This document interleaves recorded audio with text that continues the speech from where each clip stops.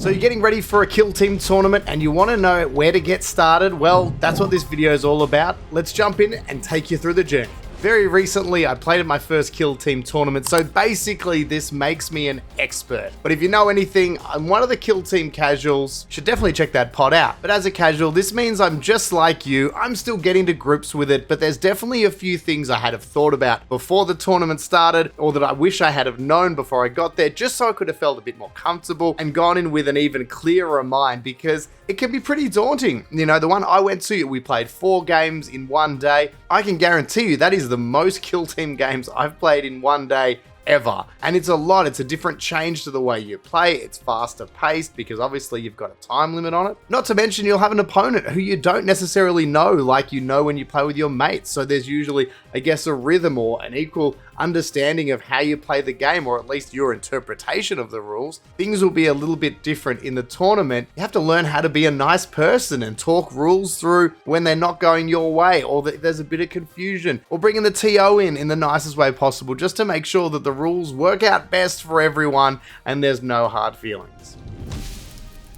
Like all things, there's levels to this game. There's definitely going to be your tournaments that are, I guess, that particular type of sweat fest. That real sweaty, meaty, beefy, I don't know what I'm talking about there. You know what I mean though. People are going to take it very seriously. It's going to be very competitive and you'll get some great players. There's those types of tournaments, and then there's tournaments that are a bit more relaxed and casual, that'll just be a group of people that want to play lots of games of Kill Team and have a bit of a laugh while they do it. So is there any way to find out what kind of tournament you're heading into? It's best to chat to the organizer, see what they're expecting, what kind of players they're expecting to turn up. But remember, Kill Team is, at its foundations, a pretty competitive game. People do like to win, but it doesn't mean also that in that quest for the win, that you can't have fun along the way. My first experience was fantastic. It was equal parts playing players who were new like me to players who were quite experienced, but every game was different and every game was enjoyable because of that. I don't think you'll go too far wrong with any tournament. The best way to do is just to jump in. Overall, the community is really warm and welcoming, so I don't think you'll have any of those nightmare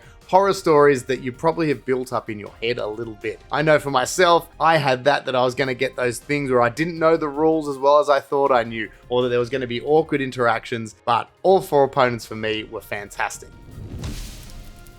So once you're all signed up for your tournament, the next step, and this is one of my favorite / least favorite decisions to make, is what team do you take? I've got a couple of bits of advice, and again, these are just for me. Feel free to join the conversation down in the comments about what your process and how you choose your teams, but there's definitely some things to think about to make it a more enjoyable experience for yourself, especially as you head into your first tournament. Number 1, it's best to start by having a look at what is the team that you're playing currently, how many games have you played with them, and how comfortable are you with their rules. That's the best way to go into any kind of tournament, is to go in feeling comfortable and up to date with what a team does. There's nothing worse than getting excited and wanting to bring the newest team or try something different for a tournament. But if you are going in with a new mindset and you're going in that this is your first time, you want to make that rules process, or at least the process of remembering the rules, as easy as you can on yourself. So don't make it difficult by picking a team you've never played before. It's just going to make your day a little bit harder. You are under time constraints. You know, there's going to be extra pressures that you might not have with a casual game with your friends. So looking up those rules each time you spend jumping back to your cards or your iPad or however you're looking up your rules, that all adds up. And of course, it means you're not going to be getting the most out of your team. Another thing to consider is the size of the kill team that you're looking at playing. We're at the end here of 2nd edition Kill Team. Hivestorm's about to come out, which is really, really exciting. But these rules will definitely translate across. Elite teams can be a great place to start. Less models to worry about, less rules to remember for each operative, which should mean that hopefully you can set up a simpler game plan, or at least have a simpler setup for what you'd like to do in each game. Usually with elite teams too, they can be a little bit more forgiving in a lot of those fundamental ways. They usually have better armor saves. They usually have high wounds, so therefore they can cover mistakes a little bit more, as opposed to if you're playing a high skill team that has lots and lots of operatives. Every mistake might cost you 1, 2, or 3 of those operatives. So we want to make sure that we can maximize what each operative can do, and that usually means they've got 3 APLs, so each operative can do more in its activation. So again, you can get more more done with less models. It's also great for objective control. High natural APL means, technically speaking, you should be able to either rest array control or hold on to objectives a lot easier. There's small little changes, but they do make a big difference across a whole day. Don't forget, it's 4 games. Maybe it's across 2 days and it's more games. You've got to make sure that as you get through each game, you're keeping a little bit of your brain intact for the next one. And hopefully, as the day goes on, it gets easier and easier. And that's going to definitely snowball if you have an elite team. You're going to get more and more comfortable with each of those operatives. So therefore, you should be, fingers crossed, a little bit more effective as the day goes on. This is not to say if you naturally play a team with a lot of models, if you're playing Vet Guard, or like myself, you play Blooded naturally, it doesn't mean you have to drop those teams. The rule of the team you're the most comfortable with should always come first. But while finding that team, or if you've got a great amount of lead-in time and you're confident you can get lots of games in, maybe you do have a chance to learn an elite team in that lead-in time. The last rule that supersedes the other two, I think, in a lot of ways. It might not necessarily be the most intelligent, but it is the rule of cool. If you love a team and you are hugely passionate about it, don't let anyone, including me, tell you not to take that team. It means you might have a few losses that are a bit heavier than you were expecting. It might mean the days feel a little bit longer and your brain's a bit more like jelly, but as long as you have fun, which is absolutely always, I know for myself especially, what I want to do. You want to walk away from every game and go, that was a great opponent. I hope I was a great opponent and we had a great game. There's also extra granularity as you get more and more comfortable with teams, and that is obviously taking a kill team versus taking a roster. Rosters obviously let you take a whole bunch more operatives, and then you can be subbing guys in and out in between games to make sure that you're getting the most as you head into different matchups. It's a fantastic way to make sure that you're getting the most out of your team, but be aware, having a roster versus just having the bare minimum troops does mean you have decisions to make in between each game or as the game's setting up. So you want to make sure that either you're comfortable knowing who's swapping in at what times, and again being aware that sometimes bringing in new operatives means bringing in new rules or changing how that playstyle is for this game. It's not a bad thing. It's fantastic to have that option and be able to buff yourself to make sure that you're going to be more effective against, say, a horde team or an elite team, which is usually one of the reasons you'd be swapping things in and out. But it's just something to definitely be aware of. It's more brain power and it's more things to think of. This is completely your choice. Like a lot of the things, it just depends how much you want to have a roster or a team that you're adjusting or chopping and changing. For myself, I picked one loadout of equipment that I was going to take for the whole day, no matter what. Just watch out for the Gallowpox because, of course, they can do the stockpile thing that means you're going to have to pick more equipment. So maybe having a second or a backup equipment list that you might like to take, it's not a terrible idea. Obviously, each kill team, or at least in this edition, has set archetypes that they can take for their Tac Ops. Another great way to simplify some of the rules or things to remember is to minimize your Tac Ops. And by that, I mean maybe just pick 3 that you'll play for the day no matter what. For example, for myself, at the tournament I went to, I took Seek and Destroy because I knew I was going to be good at killing stuff, or at least that's what I wanted to do. And I picked the 3 that I knew consistently would work, whether it's Into the Dark, Out in the Open, Bheta Decima, whatever, that those were probably the most consistent. Didn't mean that they were always optimized. There was a few opponents that it might have actually been better to swap them out. But for ease of brain power and obviously not having to add in extra things to remember, I just kept them the same. So it's a good little tip to just make your life a little bit easier. Again, it depends if you're going there to try and win every game and squeeze every point out, or if you're just going to try and have the most fun and get, good at your team, which is the main thing. You want to make sure as the day goes on, you're getting better and better and playing the game itself better versus trying to remember an abundance of rules that's just giving you a headache. Another great thing to do when you go to a tournament is manage your expectations, or at least have something that you'd like to work towards for the day. I went into my tournament with the expectation or the thought process that I would like to win 1 game. That was all. I didn't have to win by lots. I didn't have to win every game. I just had to manage to squeak away a game. Luckily, that came true, but having that more relaxed mindset that I wasn't going in there to win or I was going to have a bad day meant that I was actually just able to appreciate the game more. I was able to, take a little bit of stress off my plate, because although this game is very fun, when you're trying to remember everything, there's time limits, you're dealing with people you haven't played against before, it can weirdly build up a little bit of stress. As you're playing more and more tournaments, tournaments, you can definitely change those expectations and put a little bit more fun pressure on yourself to get a few more wins or to place a little bit better, score more consistently in games. But definitely initially, take that pressure off yourself, set a small achievable goal and have fun. And even if you don't get to that, that one expectation you have, just make sure that the first one is still just have fun, enjoy the games, be a bit of a sponge, take what you can out of the experience as well. Winning is only one part of a tournament early on. We all know there's the bigger Sweatfest ones, there's golden tickets, there can be those prizes up for grabs. That's fantastic to aim for those things, but no, it'll be a process to get there. There's a lot of fantastic players out there who put a lot of time and effort into the game, and they keep an eye on the meta, what teams are performing well, what teams have recently got buffs, drop down. There's a lot of thinking and strategy that goes into being in those top brackets. You can definitely get there, just don't force yourself to not have fun in that journey.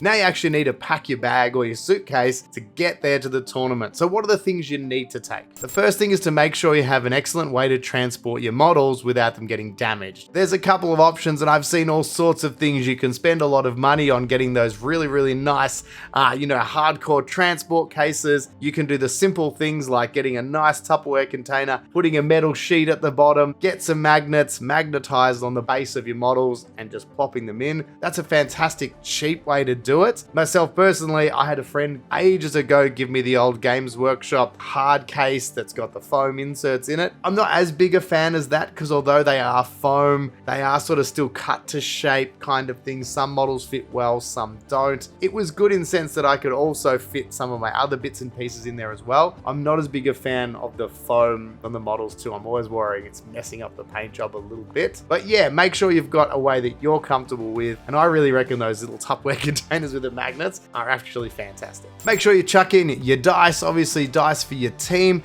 but also don't just think about that. You want to make sure you've got dice to represent other things as well. If you want a different colored dice to represent how many times an objective has been looted, make sure you've got ones for your wound counters, one for your CP. It's good just to have dice that have different colors or different looks to them, just so there's no confusion for you or your opponent as to what is what. If a dice actually falls on the table and all your dice are the same, which one was the wound counter, which was the one you rolled. Things like that can just make it a little bit easier for you and your opponent to understand what's going on. I've got a little collapsible dice tray. It's not mandatory, but they're a great idea to take. Again, just helps keep those dice in the right spot, means that they're not flying everywhere on the table. Mind you, I did manage to miss that dice tray about 14 times on my first tournament, but these things happen. Next up, it's tokens. Obviously, I think everyone has at least 14 sets of the current kill team tokens. Looks like they'll be changing coming into this new edition, so make sure you've got the most up-to-date ones or ones that best represent what's happening on the battlefield. Don't forget, when you're picking your teams as well, they all have equipment, and equipment is another thing that you can get very granular with and spend a lot of time thinking about, but also you can simplify the process and just take the same type of equipment regardless of matchups. It's a great idea with your tokens as well. Take things that represent your equipment.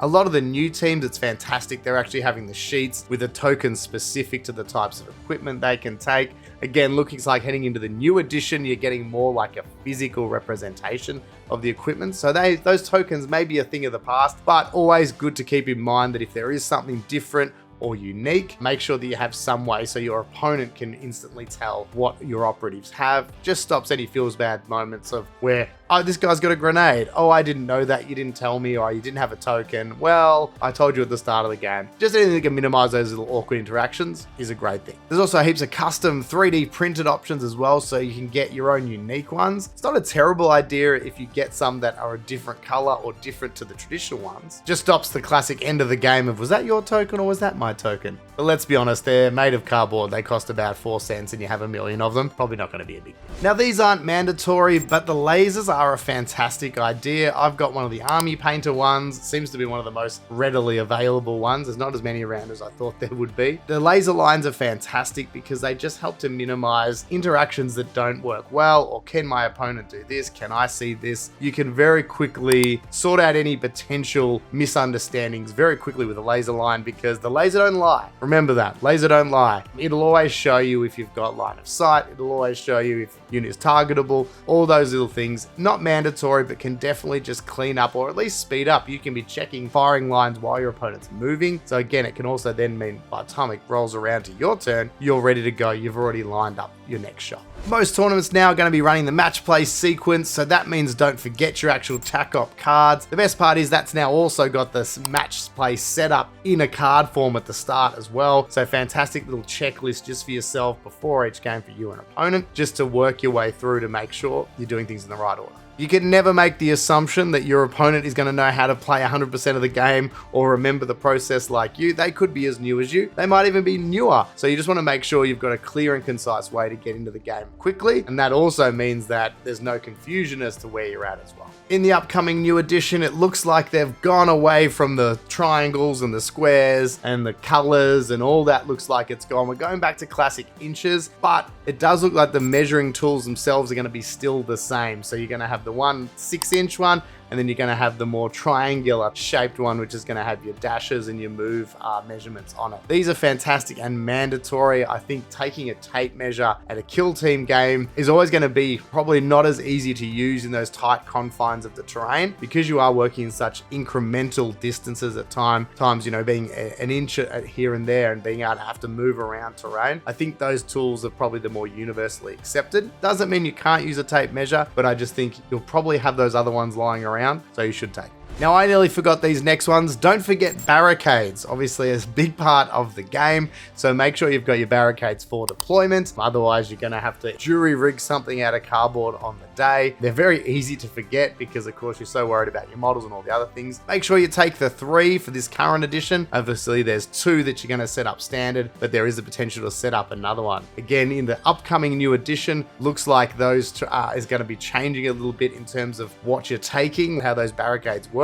You're just going to make sure you're bringing that whole accessory sprue with you, so you've got all those choices. It's important to make sure that you're ready for all types of situations, so make sure you bring some blue tack, because it's the best way to make sure your barricades don't fall over. You can use it to mark operatives as a last resort for something under the base or on the base for a bit of equipment if you don't have tokens or you've lost them for whatever reason. Blue tack is a very handy little tool and you should always take some. I definitely forgot it last time and had to borrow some. Glue is so important. Even if you have the best of intentions with your models and you look after them meticulously, they're only ever one hard knock or falling off the table or a bit of terrain falling on them away from losing an arm, a head popping off, and you don't want to lose parts of your models. So make sure you have some glue for just any of those last minute repairs. Now, as far as your actual units rules go, there's a number of ways you can manage those. I love that the latest kill teams have all come out with the printed cards for each operative. I love those to death. I think it's fantastic. For myself, whenever I can, I love the idea of having physical cards. I feel like it's just quicker to flip through, quicker to work through when you need to know those rules, and you need to know them now. I saw a lot of people at the tournament I was at that had actually gone to the extra effort to make little printouts and laminated them so they had all their rules in one location for their team. If you've got the time and effort, that is a fantastic way to do it, but it's not always viable. And of course, we do always need to be careful because the rules do get updated and changed. So rule books, cards, things like that can very quickly become obsolete if we don't stay on top of those rules.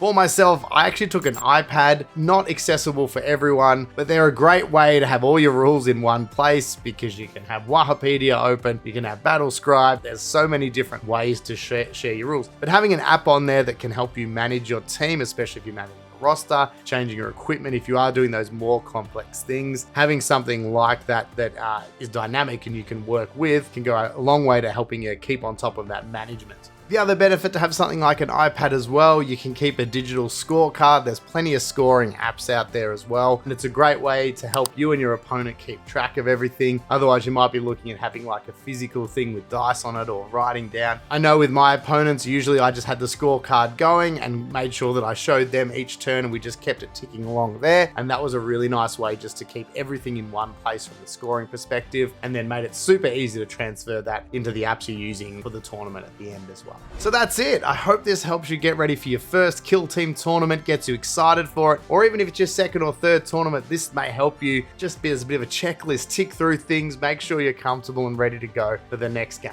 I look forward to hearing about your Kill Team tournament stories. I hope to see you out there at the tabletops as well. If I've forgotten anything, or if you've got any advice as an experienced campaigner or someone who's getting into it as well, drop it in the comments below. And if you haven't checked it out, make sure each week you check out the Kill Team Casuals podcast. You can hear it anywhere you get your podcasts, but you can also join us live on Twitch each week. You can also support the show as well, Casual Wargamers Patreon. Thanks so much for taking the time. Like and subscribe, and we'll see you next time on Threes to Wound.